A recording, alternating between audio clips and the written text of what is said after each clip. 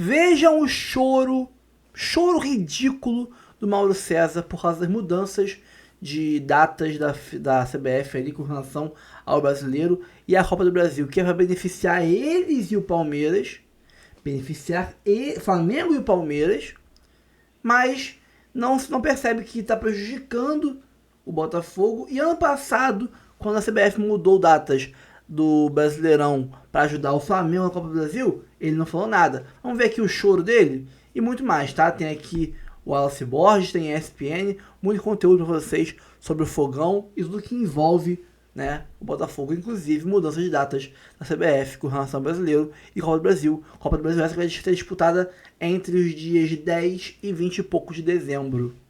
Você acha que isso ajudou o Botafogo? Eu acho que atrapalhou. Vamos aqui ver o vídeo, depois a gente volta. Curta, comente, compartilhe, se inscreva no canal, ative o sininho, hype o vídeo, bora assistir aqui, reagir e rebater, e daqui a pouco a gente volta. Eu vou pausar o vídeo em alguns pedaços, tá bom? Não reclamem disso, por favor. Mostra que ela toma as decisões dela do que é conveniente para ela, e se os clubes que se organizaram, se estruturaram, vão pagar a conta com uma sobrecarga de jogos, é problema deles, né? Isso, pelo jeito, não mudou. A Leila eu não sei, o Palmeiras eu não sei, eu sei que o BAP, o Flamengo, a apuração do Bernardo Ramos, colega nosso, vai protestar e deve até emitir nota citando nominalmente lá os dirigentes da CBF como responsáveis por uma mudança na tabela, no calendário, melhor dizendo, que vai sobrecarregar as equipes que avançaram na Libertadores e que não estão na Copa do Brasil. Cara, olha só, todo mundo sabia desde que começou o ano que esse ano seria um calendário doido até o finalzinho de dezembro, por causa do Mundial de Clubes da FIFA, Mundial de Clubes, né? A Copa do Mundo de Clubes no meio do ano. Cara, o Botafogo, ele teve 2 semanas de férias e teve que jogar a Copa Joelma lá com 1 semana de treinamento e ninguém achou absurdo isso. Ninguém achou um desgaste e etc. Sobrecarga de jogos, tá? Ano passado a gente chegou com 62 horas entre o jogo contra o São Paulo, o último jogo do Brasileirão, que valeu o título brasileiro do Botafogo, e a estreia no Mundial de Clubes contra o Pachuca. 62 horas, eu acho, 66 horas de intervalo. Pouco mais de, não sei, mais ou menos aí, 2 dias e meio de intervalo. Nem de chegada no país, não. De intervalo entre um jogo e outro. Não foi de intervalo entre, tipo, viajar e estrear, não. Entre um jogo e outro. Então, não tinha uma sobrecarga de jogos nesse cenário? Não tinha? Irmão, a questão é, vocês querem disputar Brasileirão e Libertadores esse ano ao mesmo tempo? Eu falo há um tempão que o time que fosse ganhar o Brasileirão abre o ano da Libertadores. Eu sempre falei, foca nas Copas, porque Brasileirão vai ter 20 e pouco de dezembro. E quem ganhar a Libertadores vai ter que largar o Brasileirão. Então foca nas Copas esse ano, esquece Brasileirão, ganhar Brasileiro e Libertadores ao mesmo tempo. Ganhou ano passado já, esquece isso. Preferi ganhar Libertadores e Copa do Brasil esse ano. Libertadores já foi, então foca na Copa do Brasil. Quem quiser ganhar os dois, Brasileirão e Libertadores esse ano, tá ferrado. Tá ferrado. A CBF foi boazinha ainda com vocês. Pra gerar uma lacuna vazia ali, um espaço vazio em dezembro, pra vocês jogarem o Mundial, ela fez isso. Ela mudou o calendário para ajudar vocês. Estão chorando. O que vai acontecer? As que estão na Copa do Brasil, elas vão ter semanas livres sempre que tiver competição na Conmebol, né? E as que não estão as que estão na Libertadores, por exemplo, vão ter que jogar meio de semana em que haveria jogo de Copa do Brasil. Então eles vão ter uma sequência muito mais pesada de jogos, com viagens e tudo mais. Então prejudica São Paulo, Flamengo e Palmeiras. Mais Flamengo e Palmeiras porque são os dois que brigam em 2 frentes. Prefere então jogar o Mundial e Brasileirão ao mesmo tempo, em dezembro? Manda o time titular para o Mundial e reserva o Brasileirão? Porra, Maurinho, para de ser chorão. O São Paulo ele tenta fazer a melhor campanha possível na Série A, não briga pelo título, a gente sabe disso. E tenta, lógico, chegar o mais longe possível, quem sabe ao título da Libertadores. Agora, para o Palmeiras e o Flamengo, que se prepararam para brigar nas 2 frentes mais importantes, evidentemente fica muito mais difícil. Porque você não vai ter essas semanas que você teria. Ou seja, no caso do Flamengo, ele tratou a Copa do Brasil assim, bem, o calendário é esse. Eu tenho essas datas. A Copa do Brasil, para mim, é o menos importante. Então, eu vou priorizar as outras competições. Se o Flamengo soubesse que a Copa do Brasil seria disputada, esse mata-mata, só em dezembro, depois do Brasileiro, talvez não colocasse o time misto contra o Atlético Mineiro. Ah, pronto. O Flamengo foi eliminado da Copa do Brasil por culpa da CBF agora. Ah, pronto. O Flamengo é perfeito, o Flamengo não vacila, o Flamengo o sistema, cara, a CBF é contra o Flamengo. Mauro César, você vai querer meter essa altura do campeonato, Mauro César? Meu Deus do céu, cara, que vergonha.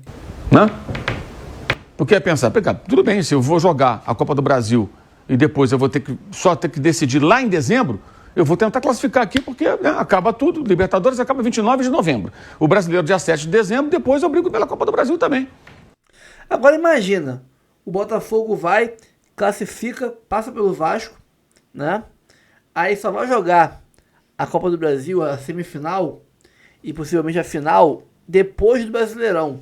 Dias 10 eu acho, 10, 11, até o dia 20 e pouco, né, a Copa do Brasil. E vai chegar com o físico dos jogadores em frangalhos. Os caras vão estar exaustos. Assim como estava exausto ano passado, os jogadores que foram Botafogo foram pro Mundial, pegamos o Pachuca com um time misto, Eduardo em campo, né, Marçal em campo, né, e Tietê em campo, etc. Os jogadores eram reservas, foram pro jogo, né?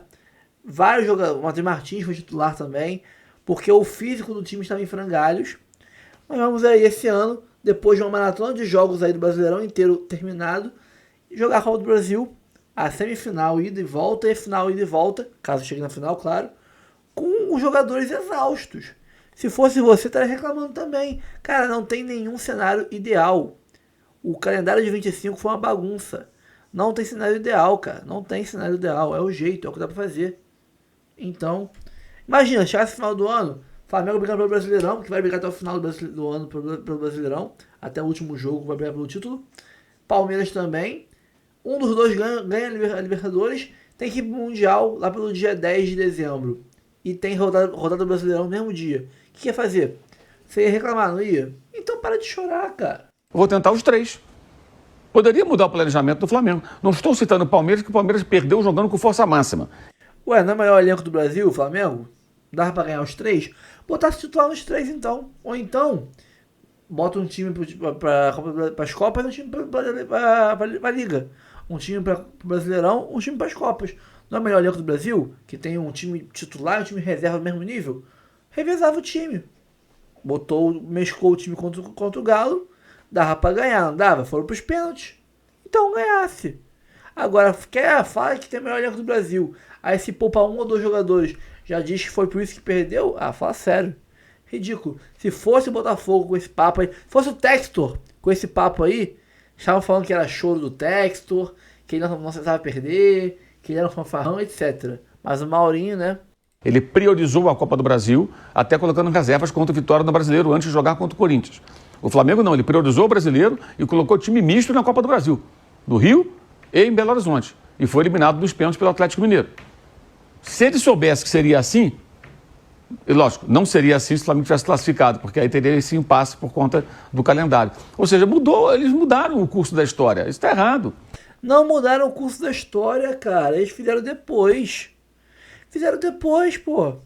Pelo contrário, eles mudaram o curso da história a favor do Flamengo e do Palmeiras, que são os dois favoritos a ganhar Libertadores. Porque estariam brigando os dois até o último jogo do Brasileirão, que seria lá pro dia 22 de dezembro, pelo título. Ao mesmo tempo, um dos dois teria que ir pra fora do Brasil jogar o Mundial. Aí, se fosse o Flamengo, estaria aqui dizendo que a CBF prejudica o Flamengo, vai o Palmeiras ganhar esse Brasileirão, porque o Flamengo não consegue jogar, e não sei o que. Entendeu? Aí, pelo amor de Deus, não, Mauro César, parece ser chorão. Não pode mudar as coisas assim. Agora, vejamos aí o que eles vão fazer, se vão protestar, se vão se manifestar. É o mínimo que podem fazer, né? Não vai adiantar muito, mas pelo menos marcar uma posição. Deveriam fazer isso juntos, os três. Não sei se vai ter essa capacidade aí de unir esses cartolas para protestar contra... Unir cartola, igual o Flamengo desune todos os cartolas quando vai decidir que quer ganhar mais que todo mundo, que ganhar só 3,5 vezes é muito pouco comparado aos adversários. Aí tu pede união dos cartolas agora. O Flamengo que não deixa criar uma liga por causa de pirraça, desunião na hora de fechar ali a cota de televisão de cada clube. Agora tu quer pedir união de clube? Vai catar coquinho, Mauro César. Essa bizarrice aí da CBF. Bom, o Mauro César, né, é um cara de pau, uma cara de pau absurda. meter esse papinho aí essa altura do campeonato, né? Eu queria ver, né, se o Textor, por exemplo, que tem motivo para reclamar, o Botafogo vai chegar no final do ano, depois dessa maratona de jogos aí, de Brasileirão inteiro, sem tirar de dentro, quarto domingo, vai ter aí 4 datas de descanso, porque vai ter jogo da Libertadores, 4 datas, agosto, setembro, outubro, novembro e dezembro, sem tirar a final da Copa do Brasil, 5 meses de futebol ainda. Agosto foi todo embora já quase, né? Então 4 meses de futebol direto, sem parar. Porque quem chegar na final da Copa do Brasil vai jogar até o dia 22 de dezembro. 20 e poucos de dezembro. E aí? Você acha que esse cara vai chegar na final da Copa do Brasil com o físico em dia? Não vai. Não vai. Então o Textor poderia reclamar disso. Poderia. Porque para o Botafogo, que não tem mais chance de título brasileiro, jogar a Copa do Brasil no dia 20, a final, no dia 20 de dezembro, é muito pior pra gente. Muito pior. Aí imagina, tu encarar, a Copa do Brasil terminaria, sei lá, começo de novembro, né? Por aí que termina a Copa do Brasil. Ou seja, você estaria ainda com um físico ok. A semifinal da Copa do Brasil seria em setembro, outubro. Então estaria ok também. Vai jogar essas duas fases de Copa do Brasil em dezembro, quase no Natal. O físico dos jogadores vai estar destruído. Pode ter gente machucada. E aí? Você mudou o rumo da história também pro Botafogo. Que é um dos favoritos. É o Cruzeiro e o Botafogo. Favoritos ao título da Copa do Brasil. Tu pode prejudicar os dois. Mas o Maurinho tá nem aí pra isso. O Maurinho só pensa no Flamengo, né? Sem contar que ano passado a CBF mudou a posição de rodada inteira. Do Brasileirão. Ia ser no final de semana, jogaram pro meio de semana. Coladinho da FIFA. Tinha data FIFA na terça-feira. Na quarta tinha Copa do Brasil. Acho que era Corinthians e Flamengo, eu acho. Era Corinthians não, era Galo é isso aí, era Galo e Vasco, Corinthians e Flamengo. O Galo e o Flamengo tinham jogadores na seleção brasileira e seleções sul-americanas. Eles jogaram a Copa do Brasil pro final de semana para dar tempo dos jogadores de Galo e Flamengo chegarem das seleções, descansarem e jogarem no final de semana Copa do Brasil contra Vasco e contra Corinthians, né? Vasco e Galo, Corinthians e Flamengo, prejudicando o Vasco, prejudicando o Corinthians e prejudicando vários times do Brasileirão que, enquanto o Flamengo e Galo tiveram seus jogadores preservados com tempo para descansar e jogar a Copa do Brasil, coisa que não aconteceria se fosse o jogo no meio de semana, os times do Brasileirão, Botafogo, Palmeiras, Cruzeiro, Fluminense, todo mundo que teria jogadores chegando com calma dias antes de jogarem no final de semana, foram prejudicados. Os jogadores chegaram em cima da hora para o jogo na quarta-feira do Brasileirão. Ou seja, a CBF prejudicou todos os times do Brasileirão para beneficiar Flamengo e Atlético Mineiro. E aí ele não achou ruim, né? Isso mudou o curso da história. Poderia ter acontecido, né? Por exemplo, o Vasco passado do Atlético Mineiro. O Corinthians passado do Flamengo. Poderia acontecer. Por pouco o Corinthians não passou do Flamengo. Tá? A diferença foi mínima no agregado. E o Galo também. Passou por um gol só do Vasco. Vai que sem esses jogadores das seleções, né, bem desfalcados, Flamengo e Galo não conseguissem passar por Corinthians e Vasco. Mudou o rumo do curso da história da Copa do Brasil no passado. E também atrapalhou vários times do Brasileirão para beneficiar o Flamengo. Aí ele não achou ruim, né? O Maurinho não achou ruim ano passado mudar para ajudar o Flamengo. E quando o Botafogo pediu para que mudassem os jogos para ajudar o Botafogo, teria uma maratona absurda. Teria uma decisão quase do brasileiro antecipada contra o Palmeiras. A 3 dias da final em Buenos Aires contra o Galo na Libertadores, ninguém fez nada. Então é um choro dos mais ridículos possíveis, Mauro César. Ridículo. Você se calou ano passado com relação ao Flamengo na Copa do Brasil e o Botafogo no Brasileirão. Aí agora tá chorando? Vai cagar. Ontem o Botafogo foi até Caxias do Sul e conseguiu se recuperar depois de um meio de semana onde foi eliminado na Libertadores. Com o Ancelotinho, são 11 jogos, 6 vitórias, 2 empates, 3 derrotas. Ontem, virada 3-1 graças ao CR9, como diz o Breider. Cris Ramos. Era un gioco fondamentale. Era un gioco fondamentale perché foi uma semana muito difícil, com muita decepção, muita raiva. E hoje mostramos isso querendo ganhar o jogo. Não jogamos o melhor futebol, mas mostramos essa vontade. Então acho que vai ser um jogo muito importante. Temos que seguir jogando bem fora de casa, ganhando, e temos que melhorar em casa, porque em casa os resultados não são como fora de casa. Se houve um erro, né, por parte nossa, do Juventude, eu acho hoje um pouco da nossa maturidade no segundo tempo, quando a gente vai para uma trocação desnecessária, coisa que nós trabalhamos muito para que isso não acontecesse. Dentre isso, nós fizemos uma partida segura, uma partida que mostra a nossa evolução para a competição, nos dá cada vez mais expectativa de coisas boas para o Juventude na nossa reta final. Vitória bem importante, então, para o Botafogo. 32 pontos ali, como o Mirassol, como também o São Paulo. Quem disse que ela não vinha? Quem disse? Eu nunca duvidei. Nunca. É segunda-feira, ela tá na praia, mas ela está aqui sim com as informações do Botafogo. Roberta. Eu tô aqui sim, ô Bruno, tudo bem? Boa tarde pra você, Jailson Breiler, fã de esporte. O CR9 também está no Botafogo, se destacou ontem no jogo. Cris Ramos, estreante, que ainda não foi apresentado, mas já mostrou ali o cartão de visitas. A gente pode dizer então agora que dispensa apresentações. O Jailson deve saber bem, de repente, como é que é jogar com 1,93 m de altura, e o Cris Ramos acaba marcando os 2 gols e entrou no decorrer da partida. Um jogo que começou equilibrado, o Juventude acabou abrindo o placar primeiro com batalha de cabeça, só que pouco depois, pênalti pro Botafogo, teve ali aquele pisão em Arthur Cabral e o Alex Telles cobrou bem e fez. Depois, então, no segundo tempo, vieram as alterações do David e aos 22 minutos, Cris Ramos entrou para fazer a diferença, marcou os 2 gols. Botafogo, então, conseguindo essa vitória de virada em uma semana importante, porque vem de eliminação na Libertadores e agora, quarta-feira,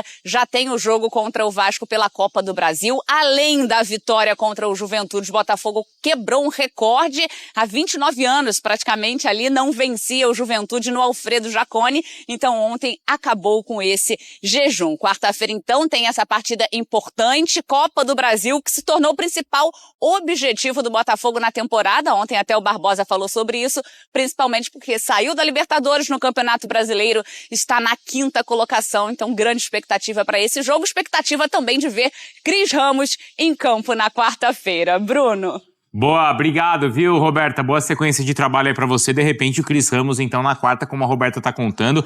E a Roberta não reparou, mas o cara meteu uns 2 aéreos ali atrás, hein? É. Que isso? No jogo de hoje, se o Ancelotinho não abrir o olho, talvez seja flop? Calma, acho que é muito cedo. Mas vamos falar de Juventude e Botafogo. O Botafogo vira o jogo, né? O Juventude sai na frente. Gol do Emerson Batalha, cruzamento do Nenê, meu irmão. 44 anos de idade. 44 anos de idade. E o amigo, nos últimos 4 jogos, tem... Quantas participações eu anotei aqui? O Nenê, nos últimos 4 jogos, tem 5 participações em gols, pô. Titular pelo 2º jogo seguido. Surreal, mano. E cruzamento na medida, na cabeça do Emerson Batalha, né? Que inclusive, live do WB Legend. Quem acompanha a live do WB tá ligado. Meu Emerson Batalha, bom jogador. Tem que ir atrás. Tem que ir atrás. Quem tiver precisando de um pontinha direita, vá atrás de Emerson Batalha. Bom jogador. Pro ano que vem, né? Obviamente. Porque esse ano ele é do Ju. Mas aí no segundo tempo, cara, já no final, né, do primeiro tempo, o Botafogo empata no pênalti ali do Wilker Angel. Acho que ponto pacífico, né? Eu vi muita gente discutindo. Não consegui ver o pênalti. Ele empurrou com o braço. Não, gente. o Vilquerangel, ele pisa no tornozelo do Arthur Cabral. Sem querer, mas ele pisa no tornozelo do Arthur Cabral. E aí ele faz o pênalti. Pênalti muito bem marcado e bem finalizado pelo Alex Telles, que pra mim fez um jogo ruim. Pra mim fez um jogo absolutamente ruim. Mas bateu bem o pênalti. E botou lá no fundo do gol do Jandrei. E aí, volta pro segundo tempo, e eu acho que aqui nós temos uma... A diferença ficou clara pra mim pro segundo tempo. O elenco do Botafogo será um dia triste pro futebol quando ele aposentar. Cara, que loucura, né? 44 anos de idade, né, Otávio? Doideira. Acho que o Cuiabano é mais titular nesse time? Talvez no momento seja, mas o Salles é muito experiente, né? Mas ele não fez um bom jogo, não. Assim como não fez contra a LDU. Aí no segundo tempo ficou posto aquilo que a gente normalmente fala aqui na live.